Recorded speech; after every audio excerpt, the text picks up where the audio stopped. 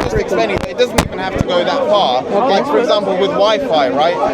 I don't know how to empirically take something and measure Wi-Fi, right? I just see a device which tells me that. So you're saying that that device is your that device which you're able to see the Wi-Fi connection is but you can't measure. So it's the effect. So for example, like dark matter, we can't see it, but we see the effects of it. Right. So that's how like some scientists say, okay, dark matter is something that cannot be observed, it cannot be seen, it cannot be touched, but we see the effects of it. So I think the consciousness was a good example. I think that's a good place, because the thing is, what you're saying is a lot of atheists will come and say, no, I want to see God, and we see that a bit arrogant. What you're saying, if you can show me, for example, some kind of evidence to that, some kind of evidence, I think it's in a So you know what you said earlier, I actually agree with, but there's one part I disagree with, which is that what we would say is when you talk about evidence, we would use design as evidence for God, and we would use biological design as evidence for God. I think what you were saying is by using the word design, it's like design means that it's gone through a process of creation and whatever, okay? I don't see design, I see function. You know, for example, you're talking about the deer, whatever. I see a deer functions in a certain way, right? I don't see any design necessarily, right? Whatever, I don't know. Forget the word design. Okay, all I see is function. Okay, so can we? Okay, so can the first thing that I think we should try and agree about, the word design is inescapable, even if you're a materialistic atheist, because when we're speaking about biological evolution, we're talking about functionality, like you pointed out, and for functionality to even make sense, we have to talk about why that thing does what it does. So design, even when it comes to the Dawkinites of the world, or even when it comes to people who are intelligent design proponents, both agree there is design. Okay. The disagreement is the Darwinists would say it's an illusion of design, and the intelligent design proponents would say it is design. So we can agree design is there. Maybe it's because we are trying to comprehend certain things through how we see the world. So, for example, when we see an object, the object is usually designed from nothing straight away to something, right? So you see a phone, people like to use the phone example, right? When you design a phone, you start with a blank sheet of paper, then you say, okay, whatever, we're going to do this specification, whatever, right? But what if the way that it works is actually slow, intricate building on tiny little aspects, and then because that takes so long or whatever, it's actually difficult for us to comprehend that this just creates a certain function. You understand? Yeah, I understand what you're saying. And actually, a phone is actually kind of similar, because I don't think anybody or very few people know how every single component of a phone works, right? It's almost like a hive mind thing of where, you know, for example, when you design a car, an engineer of a car works in their own little component, and they forget about everything else. That's their little world,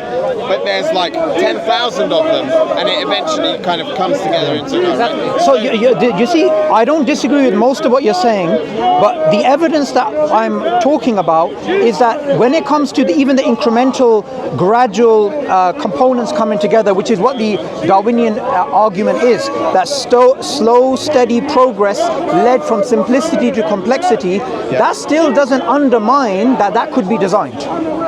I mean, yeah. So if you, again, the bottom line is, so I'm saying to you, okay, what's the evidence of God, right? You're saying to me design, correct? So, one of them. Yeah, okay. One of them. So my evidence. So I'm just to clarify. I'm asking. Give me a reason why God exists. You say. After you finish. Yeah. It's okay if I can. Yeah, sure. It's okay. You say because certain things work in a certain way, right? No, why? Agree that it's not theoretically impossible that a God could have designed it, and then what happens? No, it's not that. It's not that. So when it comes to God's existence, we don't just use one argument. Of course. We use multiple arguments. So we use like the design argument, contingency argument, consciousness argument, the argument from religious experience, moral argument. We have different arguments. But the point I was making is what you said earlier about evidence. We would say biological world is a signpost to the divine.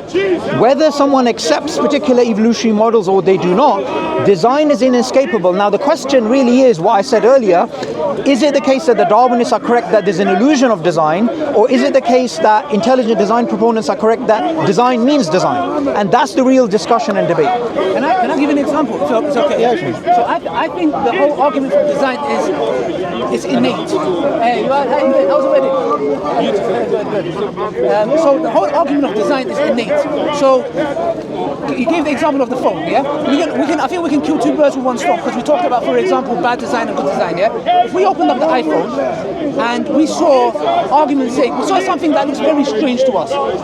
Now, logically, we'll think to ourselves, what's the function of that there? It's just sitting there doing nothing. It's not connected to anything. From our point of view, we might even doubt the one who made the phone and be like, hold on a second, that doesn't make sense to me, yeah? But the reason we're questioning bad design or good design, still we accept there's design, is because we do not understand the person who's made the phone has put that there for a reason, but because we can't comprehend it, we're going to equate bad design. Would that be fair?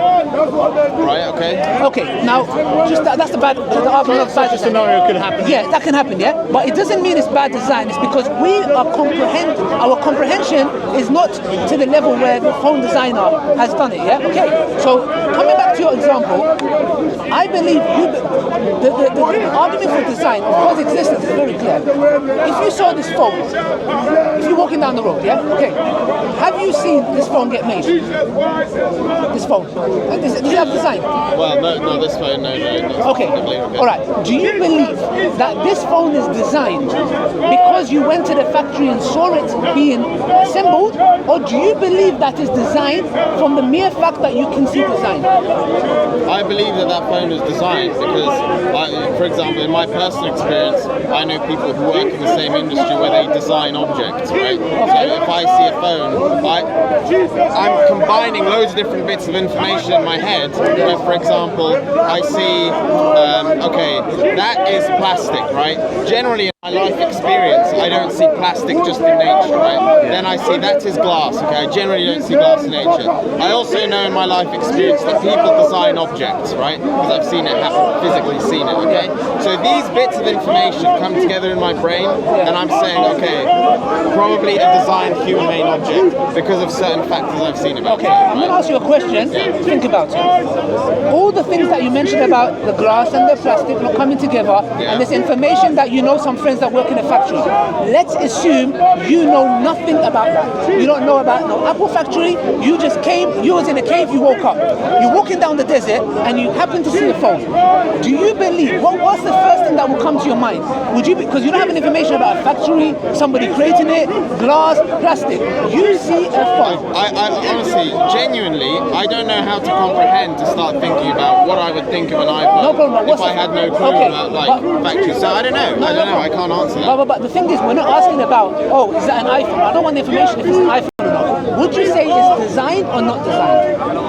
Yeah, I think he's saying that, like, you know, if you're in a scenario where you're literally like your mind has been totally wiped of all information, right? You know, you're in a desert, you know, and you find you find the phone or object. It's like clearly weird. It's clearly, you know, looks a bit different than some of the other stuff. But like that doesn't mean you can infer it was designed. No, 1 second. How so? Which is to say, like, let's say that you're walking in the desert and you saw like a lizard or whatever. Right? You know, that's clearly quite different than the sand and the sky, right? You know that would you come to you can come to the conclusion that's natural or that's designed. What I'm saying is that like you wouldn't have the frame of reference to know whether that's designed or not if you're like totally minded. No, hold on a second. No, actually, you use the word frame of reference. If we were to have a frame of reference for everything going back forever, we'd never have any knowledge in the first place. Ad infinitum. Okay, but he said he mentioned without a frame of reference. No. But you said for you to judge something as design, you need a frame of reference. You said that, right? No, you don't. Yeah, like I think your idea, I think, is that if you suddenly lose all this kind of evidence that we get from sort of science and experience, then that's all wiped and we wake up. We don't actually know the kind of the laws of the universe, and so if we exited that cave and we see a lizard and we see a phone, for all we know, we could be in a kind of universe where both of those things just like spontaneously pop out. So that sort of thing. That's just wait, hang on. Wait a second. You only find out how the do you actually agree with that? Do you actually? Because that's very interesting, right there. That's more or less what I was saying, which is to say, if you totally have no frame of reference, if you don't have all the other information which you're getting, you could live in a universe where the phone is natural and the lizard is artificial. But you know, from my perspective, when someone says what he said, which is that it could have popped into existence spontaneously, the lizard in the phone, as opposed to being designed, it does sound kind of absurd. No, but that's only in this scenario where we don't know anything else. Oh, well, people believed it. Yeah, some people do, sadly. Okay, guys, No, but that's a slight misrepresentation of what I was saying. But listen to what I'm saying. Which would be spawned automatically. But hear what I'm saying, yeah? I'm saying, my argument is the following. You guys would, by your very innate disposition, would agree that anything you see can be a water bottle, it can be a book, it can be a phone. You do not need prior information to claim its design. You don't, because for example, did you go to the Apple factory to see this phone get made? I didn't. Okay, this is phone designed. But it's like what you said. Explain why. I do need prior information. No, you don't. You're saying we don't. No, let me tell you why. Tell me why I'm wrong. You do not need. No, you've just made a claim. No, I'm making a claim. Tell me why I'm wrong. Have you gone to the Apple factory to see this phone get made? No. Okay. Do you believe it's designed? Yes. Why? I've explained to you because I see certain materials in it. That's my argument. Yeah, no, but the crucial part of but you said basically you see components that you know could not arise by themselves in nature. No, let me finish. Why do you? That's what I'm saying. So I see my brain sees an object, right? And then it uses its past experience, for example, seeing plastic not being in nature, whatever. All these little things, bits of information my brain analyzes.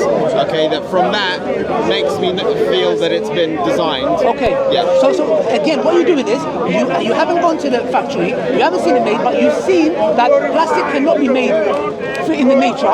Yeah. Glass cannot be made in nature. Right. The components that it has cannot be made in the nature. So you came to the conclusion, the rational conclusion, it has to be designed By a human, by a human. So then when we use the same principle and look at a lizard or look at a giraffe or look at an elephant, Yes.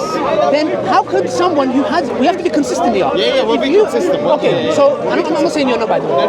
No, of course. So we'll have to be consistent and say, hold on a second. If I use my mind, my rationality, my logic to look at a phone and come to an agreement that the plastic and the glass and the components cannot just be made by nature, it requires a human being for it to come into form. Make the phone, yeah. Okay, then can we not use the same logic and apply it to the trees and the sun and the stars and tell me why? No, because you're taking the phone, okay, and then you're taking a piece of nature, right, and you're comparing them as if they're two things, right? But actually what the phone is the phone is a component inside the nature, if that makes sense. The animal right? not? No, so what I'm saying is, the phone is, we know that humans exist, right? So, and humans are part of nature. What if you never saw humans? Would you deny that it was designed? No, but hang on, let's talk. We've seen humans, right? So I can't say I've never. I can't answer to the thing of like, what if I've never seen an iPhone and my brain has been wiped? I don't know. So just quickly, yeah. So like, what my friend, I think he's doing is basically saying we can infer that the phone is designed because it's quite different than natural stuff, right? And then you're saying, well, dude, how do you? Then can we not do the same thing with natural stuff and say, well, it's quite different than what? Isn't that inconsistency? Because what you're saying is the following. What I'm saying is that you're determining it's artificial by comparing it to stuff which is natural. No, but you just because it's natural. So can I ask a question here? Sure. Someone as intelligent as Darwin, and even people before him, right? And many people on Earth that have existed in the past, that exist today and will exist in the future, for them this is a quite intuitive conclusion. Why do you think that is? That's my argument. As in, like, what's an intuitive argument? But to say that, like, they would require no outside stimuli whatsoever to determine one design. No. That's not what I'm saying. What I'm saying is when they look at nature, it's quite intuitive to say, well, it doesn't really make sense that there's nothing behind this. Yes. Okay. Even if people change their minds later. For me, I mean, there's loads of stuff Darwin said. I'm pretty sure that was completely ridiculous. I swear he was really into like inbreeding and all this weird stuff. Okay. So I gave his partial view. there was a time in which he was a Christian, there was a time in which he was a deist. When he published The Origin of Species, he actually was a deist. He still believed in God.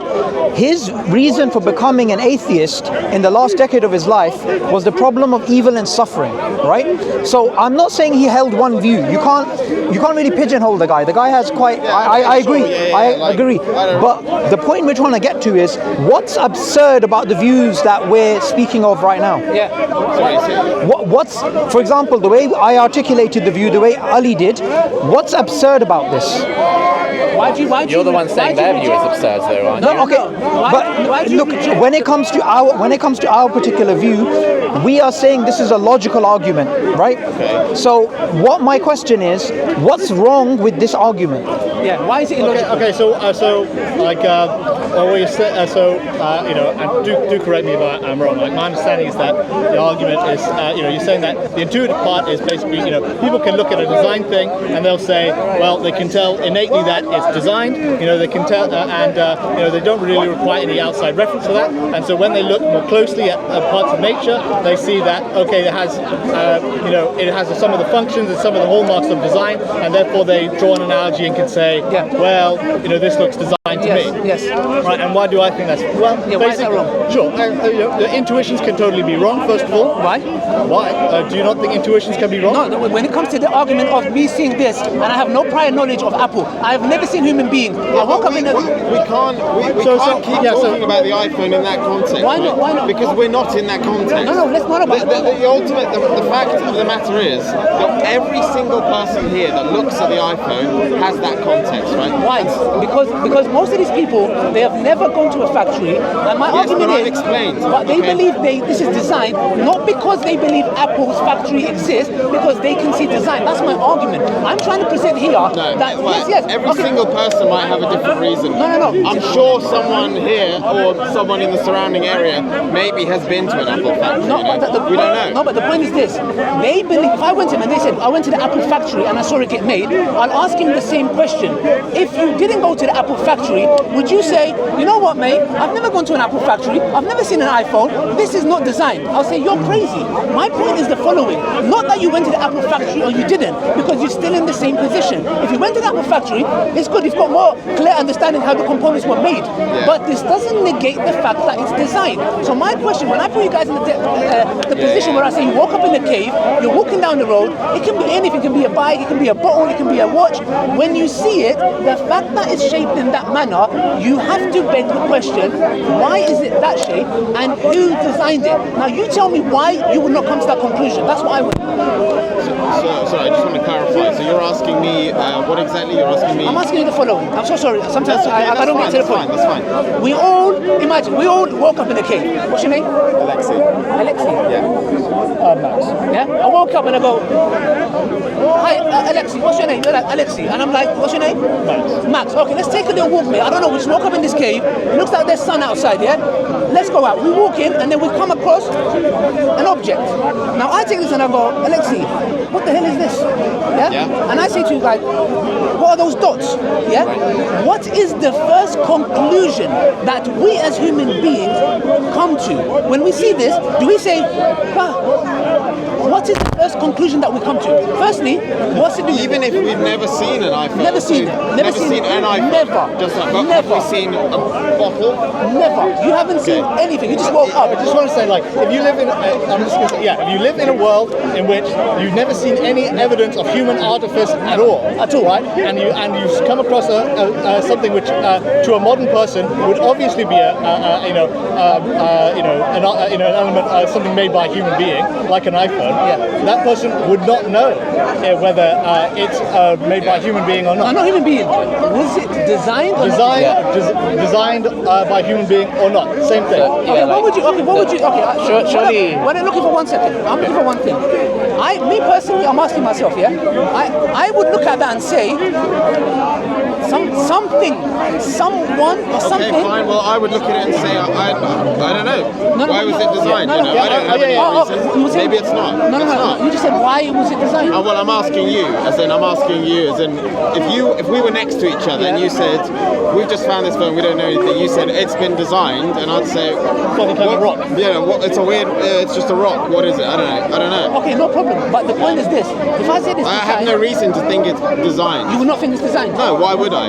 Okay, 1 second. So let me get this right. You're going to walk and you see a phone. Okay, let's get this right. First of all, the premise of what you're saying is that we woke up, we don't know anything. Okay, so yes, in that premise, anything designed by humans. Yeah, I've never seen anything designed by humans. So yes, in that premise, why would I think that that's designed? I wouldn't. I would just say it's an object, whatever. Okay, so you just say it's an object. I probably would. In fact, I probably wouldn't think that it's been designed. You probably have to take us to the Apple factory. Okay, 1 second. So you wouldn't think it's designed? No. Why would I? I don't think you think it's designed either. No, 1 second. How could you? Okay, does this have a specific shape? Okay, can I summarize? So Alexei, can I summarize the problem? The problem seems to be the atheist is in a dilemma of either they have to infer God or they have to be inconsistent. No. Right? The problem is that the whole argument for the last 10, 15 minutes, whatever, we've been talking about, you've had to create some weird hypothetical. No, logical. Okay? It's very logical. No, but it's a hypothetical where you're saying if this and if that. Well, the reality is, let's talk about the reality of, an iPhone we know has been designed because we see bits of information, right? That iPhone has been designed by humans, so we know, that it's been designed because we see people who make things, right? But when it comes to you saying the argument of design being an evidence of God, that's where we see no evidence. The evidence of this. Can I summarize what you're saying? What you're saying is for us to be able to know that this tree was designed by God, we would have to see God designing trees. Yes. No. You don't. So you're not. Okay, you're not saying that. That's fine. I'll take that, which is to say. Oh, you'll agree with that. Okay, you disagree with that. Which is to say that, if we lived in the universe where we're in back. We'll go back to the cave. Sure. I'm in the cave. I've never seen anything designed by a human before. Right? Yes. So you show me the iPhone. Yes. I would say I have no idea what that is, and you're going to tell me it's designed, right? You're going to have to show me and evidence that it's designed, which is to say you're going to have to take me to the Apple factory. Okay, good. Okay, good. One second. The problem here is this: the dilemma. You just interrupted in the conversation. The dilemma that you're in at the moment is this. So if you're saying God has to be, you have to see it in the same way the Apple factory, then most of human knowledge we have to render it useless because human knowledge is based upon testimony, not on empiricism. Sure, I get it. Right? So the dilemma. So let me lay out the dilemma for the atheist. The dilemma is you either have to be inconsistent in your epistemology or you have to infer God's existence. Yeah. Well, everyone has to choose their authorities. Where's the inconsistency in the epistemology? I was just going to ask, where's the inconsistency? Okay, the inconsistency in epistemology is that you want empirical epistemology in your knowledge, in your knowledge about knowledge, in your hierarchy of how do you decide what to believe in? So the fact is, the dilemma I'm pointing out is either you have to infer God's existence or you have to be inconsistent in epistemology. So where am I inconsistent? You aren't, but you aren't because you. No. He's not right now in this context because he agreed that he wants to see God making it. You said you don't need to see that. So that's why the dilemma is here, and the dilemma is this. Anything that you believe in, for example, you believe in the Big Bang model. You believe that's a valid model, right? Yeah. Have you got any empirical evidence for that? I do. I'm believing scientists. But that's testimony. I agree. That's not empiricism. Correct. You're right. I believe lots of historical facts too. That's also a testimony. I also, that's true. I'm obviously picking authorities. Some of them I'm believing, and some of them I'm not believing. So therefore, how much predictive power their predictions correspond to. Like if someone can say I have a model of physics and it can predict this, this, and this, and all those things come true. Then you believe what they're saying. Firstly, we both agree on the issues that's happening right now. So the problem is about how you define what you believe to be evidence, right? Now, evidence should not be only empirical. Do you agree with that? No. Okay, you believe evidence should be empirical only. It depends on what you think of as empirical, which is to say, you have a number of beliefs which are just necessary for functioning, which you're not going to bother testing on a day-to-day basis, right? I functionally believe a whole bunch of stuff, right? Which I haven't bothered to test, and I've just believed that the guy who told me that that's true is that's testimony. That totally happens, right? I don't know how my phone works. Maybe it's fairies. But the scientist who makes the phone says, hey, it's like a bunch of electro waves that do a bunch of cool stuff. I buy it. I haven't tested all that stuff. Yeah, you're right. I do take stuff on authority. But you're saying, back to the, with regards to your analogy, I'm not seeing my inconsistency, which is to say that, like, without a, I don't have I don't have a reference. I don't have like I don't buy the authority. I don't have an authority which says, well, it's all design. I'm not making that argument. Sure. What I'm trying to say is that evidence. Yeah. What I'm saying is evidence should not only be empirical, and you said you disagreed with that. When it comes to like, so if I have to, if you ask me to like rigorously test something, then yeah, I have to have empirical evidence. But functionally, practically, I don't actually bother with that on a day-to-day basis. Okay, so you agree that evidence should not only be empirical. That's the point I'm trying to make. That's a super important point. Depends on what you're trying to do. Okay, good. So if you are trying to, for example, learn about the existence of Napoleon, say, right? You're not going to have any empirical evidence for that. It's going to be testimonial. Well, empirical evidence is evidence you experience. There's empirical evidence for the existence of Napoleon. Yeah. No, there's no empirical evidence. There's testimonial evidence. No, but those are the same thing. No, they're not. Empirical evidence just means evidence you experience. No. Sure. Are you saying testimony and empiricism is the same thing? Yeah. If you Google empirical, then it says something you experience. Okay. So something you can measure, something that you can. Firstly, feel. Look. Let's look at it this way. Non-empirical evidence would be like a mathematical argument. To make a solid argument, you can't just say if you Google it, this is the definition. When it comes to testimony is a source of knowledge independent of empiricism. He's saying it's the same thing, but it's not. So where are you drawing the line? Which is to say, like, let's say there's like some sort of super smart scientific study about something, right, which demonstrates X, right? And you've read the study, right? Like, you're operating, let's say it's been like 100% empirical thing, and some guy's written about it, right? The guy who has read the study and believes it, but wasn't there for the experiment. Like, is he operating only on the basis of testimony, or is he also partaking in some degree in empirical evidence? The way you described it, he's believing on testimony. Okay, sure. And most human knowledge, and I'm gonna state this quite openly. Anyone can challenge it. Sure. Most human knowledge is testimonial. Yeah. Okay. Then in that case, then I get what So the reason why I'm taking it this way is because you earlier said something which I'm trying to get you to reflect about, which is empirical is not the only type of evidence. So God making the tree, you don't need to see God to make the tree to believe that. Look, when it comes to epistemology, one of the reasons why people turn towards atheism is because they are in an epistemic cage, but they don't realize it. And what we as Muslims are trying to do is, when we're speaking about God's existence, we're not just speaking about an argument. We're trying to say your epistemology, if it's going to be inconsistent and constrictive, then let's open it up. Sure. I get what you're saying. At least I think so, and you correct me if I'm wrong, right? Sure. Which is, you're saying now, okay, well, you're asking to see the iPhone factory in the cave, and I'm asking to see I'm asking to see the iPhone factory in the cave, and I'm asking to see the tree factory on Earth. And that's because I'm not, I'm asking for empirical evidence, when for a lot of stuff I ask for testimonial evidence. Yeah. What I'm saying is that sometimes you reject testimony. You don't always accept testimony. Yes, and there's a whole science of thinking about testimony, and I use science in a non-scientific sense here, as in a methodology. Sure.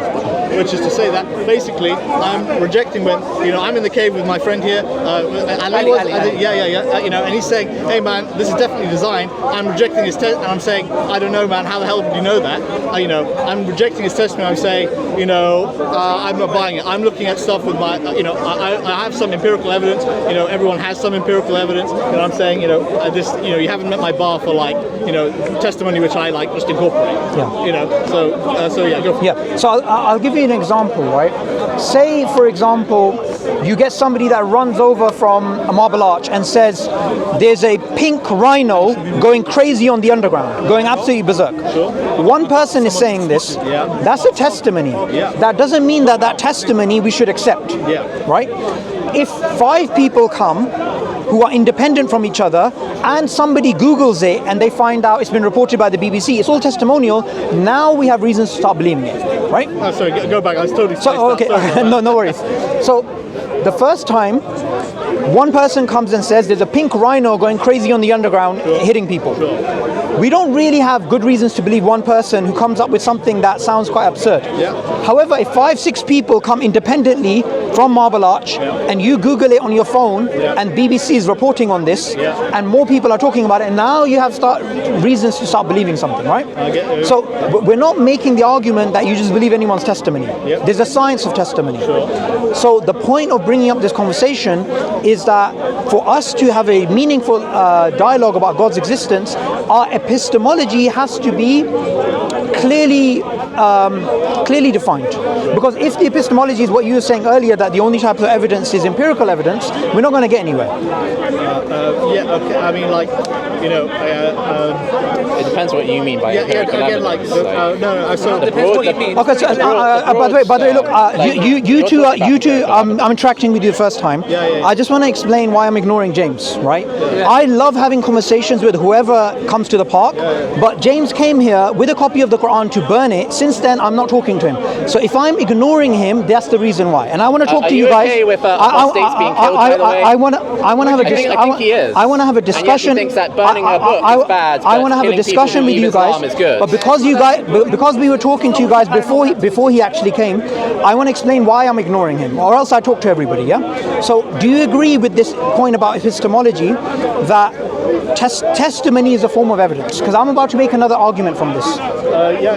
Testimony is a kind of evidence, and you can use it to, make good guesses about what's true and what isn't true, depending on the circumstances. Sure. So about testimony, I want to make a different argument, just to take the conversation in a different direction.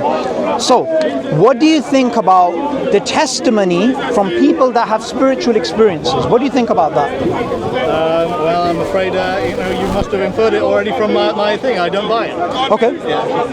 What do you think, if you have people from all across the world that have this idea about spirituality and how it impacts their lives, and how having a meaningful relationship with God makes them happier, and how it's something which gives them this sort of existential backdrop within which to live their lives, what do you think about these types of things? Have you looked into it? I mean, even atheists like Sam Harris are talking about spirituality now. They do. I get what you're saying, which is to say, like, I could totally buy, we could totally live in the universe, where, it's way better to be a religious person. Religious belief is very helpful, does all sorts of stuff. There's stuff like, if you go look at Latin America, the more religious people, the guys who go to church more, they do less crimes. There's all sorts of good stuff that you could say about religion, and they could say a bunch of other stuff, right, too.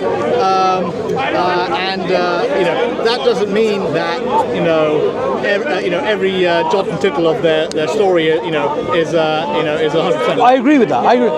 You see, the argument I'm making is not that, exactly like you said, because people have religious experiences, we can believe whatever books they believe in or whatever ideas they have. I'm not saying that. Yeah. What I'm saying is, if we have a sociological, cross-cultural, almost universal consensus that spirituality is something that whether you're an atheist, you're a Hindu, you're a Muslim, you're a Christian, people are speaking about, then there must be some reality to this world of spirituality. The definition of spirituality is so subjective and so broad. For example, you could say, like an atheist could say they feel spiritual by sitting in the field. What does spiritual mean? I mean, does spiritual just mean you feel calm and your mind is running clear, or does spiritual mean God has touched you? What does that mean? Now this is the point. I totally agree with you. Someone can have a discussion about spirituality, and like you said, say, for me, spirituality is when I go for a run and I exhaust myself and I look up at the stars, right? Exactly. Somebody else says it's about God. Now the question is, what is spirituality? So I'm going to give you my perspective and you can share your perspective. What I wanted to establish first is there is a reality of spirituality that we're all trying to understand. No, wait. If you're saying it's all very broad, it's difficult because this is the thing. It's not such a specific definition that I think you can then say it's so broad across the world in the sense of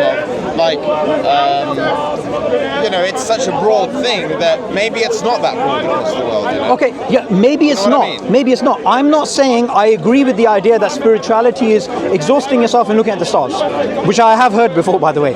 The point I was making is we should first look at, okay, there is a reality of spirituality. Now let's have a discussion what my view is and what your view is. Right? Allow me my quibble quickly then. Sure. Which is that I'll agree to spirituality and things like religion and religious experiences. They definitely have an effect on Earth and the reality that there is. So I'll grant you that. Same too with black magic and witches. By the way, as Muslims, we do believe magic exists. Sure, that's fine, dude. But hey man, that's not everyone. Well, actually, I'm sure there are things which you don't believe exist. Yeah. Which have an effect on Earth. Which we don't believe exist but have an effect. What do you mean? What I mean is that some guy has a subjective experience of something, right? So let's say that you actually have Christians do stuff. You're not a Christian, or you can have some sort of animist in deep Central Africa, right? And they'll have some sort of religious experience, something they believe is a religious experience, and they'll go off and do stuff because of it, right? Yeah. That you believe that religious experience is not a real religious experience. It's not actually from God, but it's had an actual effect on the earth. Okay. The way that we would explain it is, if a Christian comes up to me and says that they had a spiritual experience, I wouldn't necessarily disagree with the metaphysical experience they had. I would disagree with the inferences that they made. For example, there's a belief that we hold as Muslims, which is actually quite cross-cultural, which is about people having dreams about the future. Okay. You get this in every society. Now, if a Christian or a Jew or an atheist comes up to me and says, I saw this dream and exactly that happened a year later as it was told to me in the dream, I'm not going to outright reject that. What I would outright reject is their possible interpretation of that, where they would say it's due to the devil or whatever. But you must say that certainly you believe that there's a possibility that they actually didn't have a religious experience that was actually inspired by anything divine. That's possible too. It's possible too. It's possible, yeah. And it may have happened. You see, this is why I want to describe what my view is on spirituality as a Muslim, and from there we can look at alternative views, because I believe this is an area, like you mentioned, we can't have this type of, okay, my view I can objectively prove to you is correct. What I can do is say, here's my view, think about it. Sure. I get what you're saying. So, no, it's not. It's about spirituality. But just to be clear. So, shall I explain what my view is? Go for it. Okay. The view that we hold as Muslims is this. We're made up of this physical body. Yeah. And for this physical body, you need water, you need food, you need these things. Physical things from the ground can sustain you. But we also have a soul. Yeah. And the soul is fulfilled with the remembrance of God. Now, the spiritual experiences that we have with God, they give us certainty. And that certainty is not something that you can put in a test tube or you can actually empirically verify, but for you it is objective, although for others it may be subjective, right? So as Muslims, in the Quran it says, truly in the remembrance of God do hearts find peace. So what I would say to somebody is, I wouldn't say this is a logical, empirical argument and you need to accept it. What I would say is, you should try Islamic spirituality. You should look into the truthfulness of Islam. And it is something that I know people myself who, they weren't convinced about Islam until they spiritually tried it out, and that was for them the ultimate proof. Sure, I can buy that, which is to say that, yeah, dude, I mean, like you mentioned, there's a lot of people, including a lot of atheists, who, if they grabbed they adopted their religion, they'd be way better off, right? Totally plausible, right? Tons of religions have totally great results for their convertees and their devotees, but that isn't an argument, which is to say that I didn't say it's an argument. I totally get you. I'll just I know you didn't say it, but I will say that. Okay, that isn't an argument. That is true. I would say it's kind of like a sales pitch. It's kind of like. But all you're doing is basically, essentially, if you're breaking something down to the bare bones, is you're essentially saying you're selling the idea that holding a certain belief structure, right? Essentially breaking down what you're saying, holding a certain belief structure generally helps people, right? I'm not saying that. Oh, so you're not saying no. What I was saying is something I do try and say in the park is, look, when it comes to say God's existence, right? We have, say, the design argument, cosmological argument, contingency argument, consciousness argument, moral argument, so on and so forth. Then we have arguments why we believe the Quran to be true. But something which isn't really discussed much at Speaker's Corner is, apart from the intellectual arguments from God, is the spiritual experience with God. And that is something quite significant. And it's not an argument. I'm not making an argument. Because it's so broad, like I said, like, unfortunately, so many people are, put it like, quite full of shit, in the sense that if they may not have much going on in their life, then their brain will look for something to then, they will say, I've had a spiritual experience, I have significance now, you know. It's a great way for someone to psychologically kind of reset themselves and say, oh, I found this thing, I've had this experience, you know. And dude, I mean, it could literally be, maybe they, I agree. Look, I 100% agree with you. But what I would that's why to me it really doesn't mean but what I would say is, let's not throw out the baby with the bathwater. Yeah. Okay. So let's not. Yes, you do have situations like that, but that doesn't mean that we just give up and we don't even try and look at what the reality is. Okay. It's like a scientist, yeah? So a scientist is trying to work out why a particular phenomena takes place. There are many different interpretations. A scientist is not going to turn around and say, too much complexity, there's too many interpretations, I give up. They'll be like, okay, let's try and figure out what's going on, and let's work out the best explanation. And that's all I'm saying here as well. And going back, I mean, Ali wanted to take it back to design argument, but I wanted to make that point. We accepted the premise that sometimes we don't need empirical evidence to come to an understanding that something may be designed or not designed. Or we use testimony in general. So coming back to the argument of you wanting to see God make the tree, now we can come to a conclusion that just because you didn't, or you will never see God making the tree, doesn't mean, it goes back to the argument of design, that it is not designed. Do we accept that now? Because you said... So we accepted that right at the beginning, which is to say we already accepted that, like, there are a million scenarios in which you could have you could imagine it. It's not like impossible. Okay, so if that's the case, then how can we then I still believe the atheist position is inconsistent, because we're looking at other material objects and those things that you wear. You use your logic on a day-to-day basis. You wake up, you go to the fridge, and you see your shoe there. You're not going to be like, no, you're going to come to the conclusion of, why is my shoe in the fridge? Yeah? You use your logic throughout your life. Why is it that when it comes to that, there is a high probability, not probability, there's a certainty that God exists, the logic, it's as if atheists just come and say, oh, let me take out my skepticism. Why would I suddenly believe that? So someone's, basically, in my life experience, someone has come to me, okay? I see certain things where I see the world, right? Someone has come to me and said, this is God. God exists, okay? Okay, well, all right, you've said that to me. You've said to me God exists. Proving, not say. No. But this is the thing, is you've said, okay, well, God exists because this tree works really nicely. That's essentially No. I've said, you look at things that are material objects and you see them working really nicely, and you equate that to a human being that has created it. But when you look at the nature... Well, no, actually, if you compare the complexity of, say, that tree to your iPhone, that iPhone is like a blip. It's nothing compared to the complexity of that tree. And that is my argument. Actually, no, the tree is way more complex. That's what I'm saying. You're saying that. Sorry. The tree is way more complex. Like, the most powerful supercomputer couldn't simulate like a world. DNA. DNA. So one little exactly. So that's why I see the iPhone as way more primitive as an object. So for me, I can see that comprehend that somebody would have designed it, right?